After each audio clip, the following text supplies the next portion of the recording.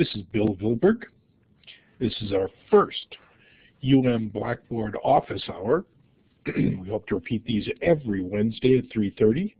And I had said beforehand that I would be happy if 3 people showed up, and overjoyed if 8 people showed up. So we're more than 3, which makes me more than happy.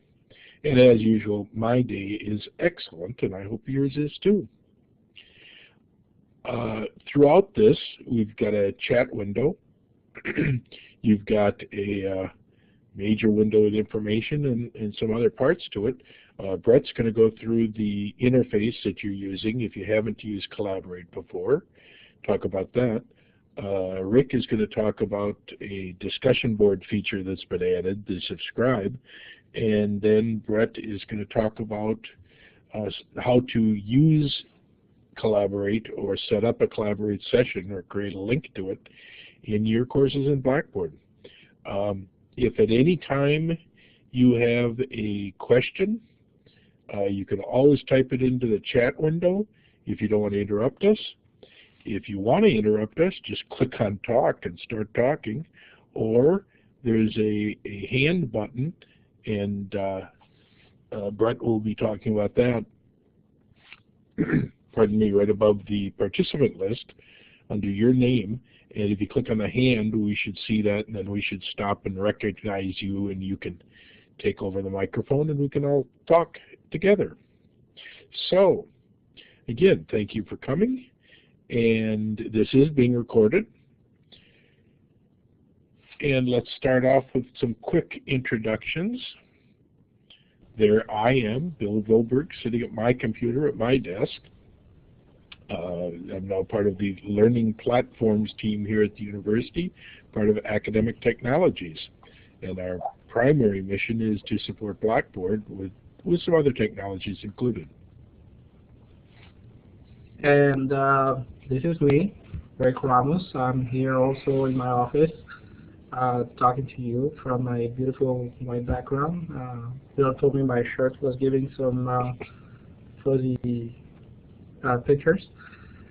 So I'll be showing to you the subscribe function in the discussion board later. And hello, I'm Brett Stevens. I will be showing you the basics of the participant interface here, as well as how to add a link to a Collaborate session in your course.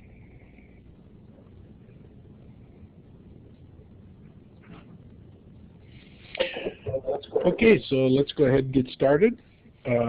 Let's see, I think, Brett, you're going to take it away with the interface. Yes, this is the Blackboard Collaborate interface features.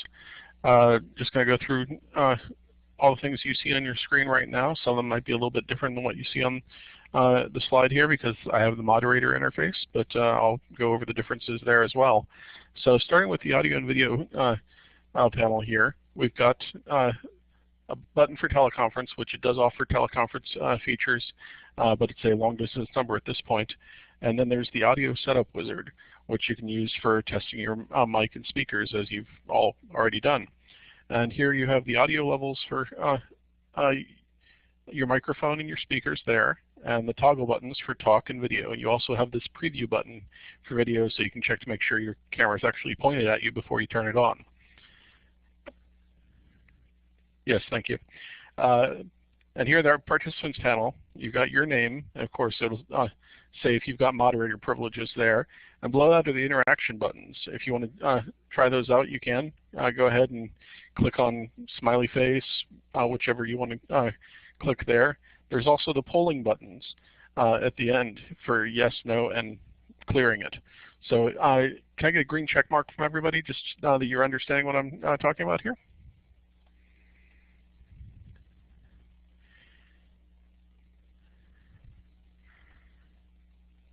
Excellent. And one thing I can do here, it's not on the slide, but I'll go ahead and show it. Under Tools, I can go to Polling, and I can publish the response to the whiteboard there. You see that we've got 5 people responding with check marks and 2 people not responding. One of them was probably me.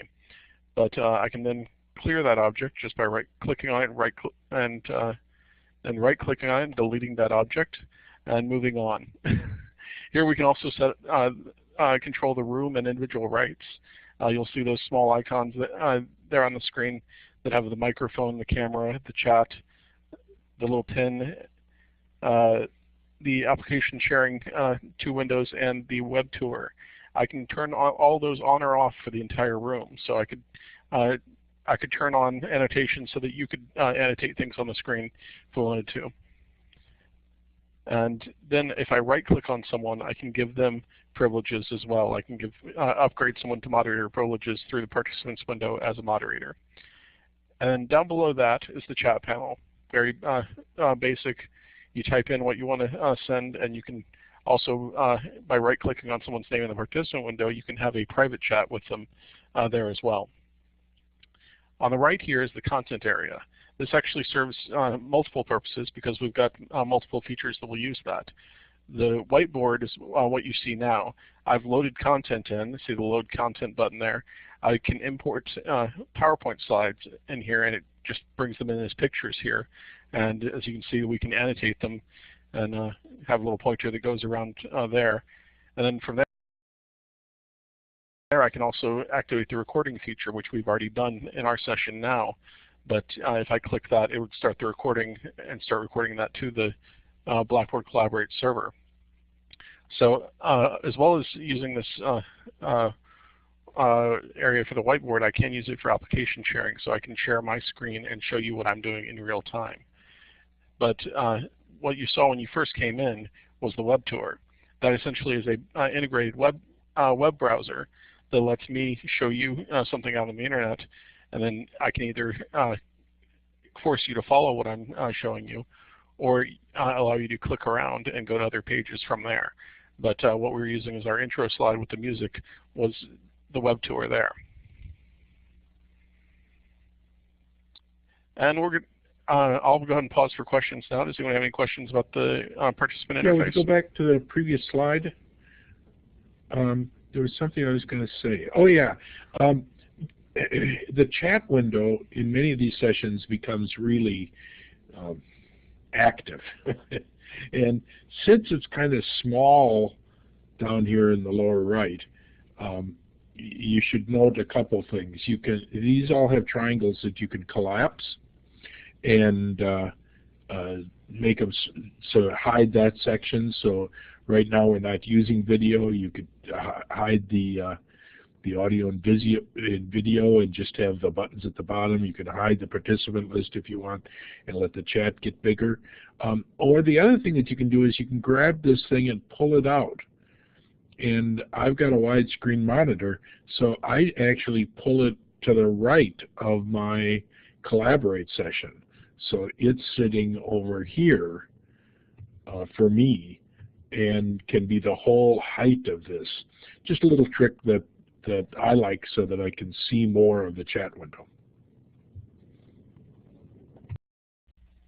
Does anybody else have any questions or comments that they want to raise? Just another comment on that. If you have another monitor, you can actually drag the chat to the other monitor and having the presentation on the actual one that you're looking at.